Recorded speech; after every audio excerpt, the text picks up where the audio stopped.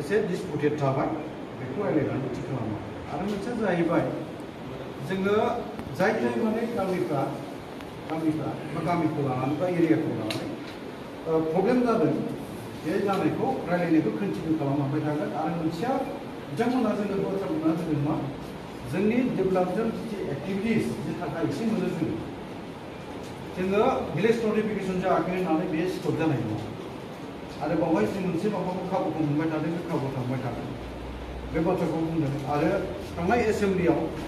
आं गोसोआव दङ जोंना गवालपारानि बा दुब्लि बियाबनि MLA कंग्रेसनि जादब सरगियारि बिथाङा मोनसे सोंनाय सोंदोंमोन बर' कसारि काउन्सिलनिनो भिलेज नटिफिकेसन खोथाखौ सोंनायाव गिबि मन्थ्रिया बुंदों बेवहाय जे बेखौ फेस वाइसआव खालामनानै जासै फेस वाइसआव होननानै खोन्थाखाबाय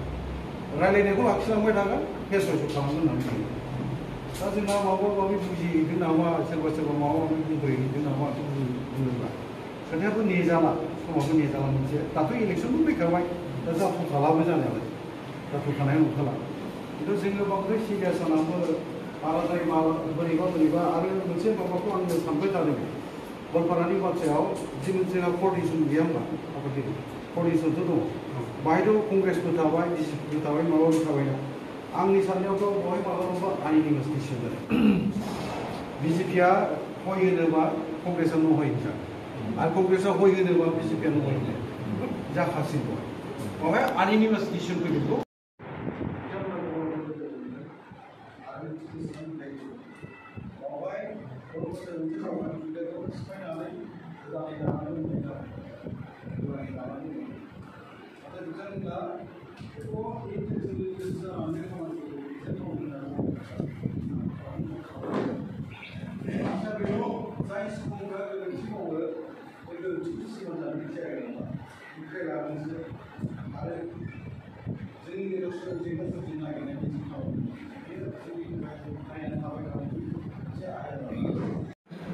जितु बर' कसारि वेलफेयार समाज काउन्सिल एक लिखा আছে আর দ্বিতীয় বড় হাতি সূত্রের কথা তো আমি কই থাকবো তার কি লিখা আছে কোন দফাত কি হয় আৰু ইংৰাজীটো বুজি যদি নাপায় চুক্তিটো অসমীয়া ট্ৰান্সলেশ্যন কৰাটো দৰকাৰ আছে কোনো সকলো জেৰক্স কৰি লৈ যাব কোন দফাত কি লিখা আছে এইটো এটা ইতিহাস নহয় জানিব লাগিব যেনেবা 1 নম্বৰত কি লিখা আছে 2 নম্বৰত কি লিখা আছে 3 নম্বৰত কি লিখা আছে আমাৰটো 5.2 5.5 পৰা আৰম্ভ হৈছে 5.1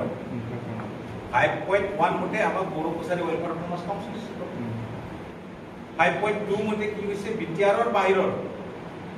বড়ো অধিকৃত অঞ্চলত অসম চৰকাৰে উন্নয়নমূলক কাম কৰিব লাগে বুলি তাত লিখা আছে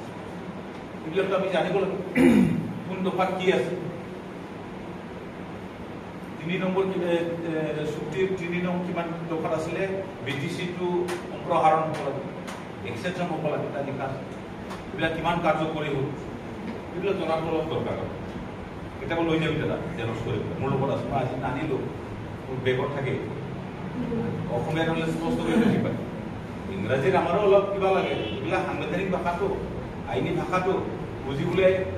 ইংৰাজী জানিলে কিছুমান অলপ অসুবিধা লাগে অসমীয়া হ'লে মানে স্পষ্ট আমি বুজি পাওঁ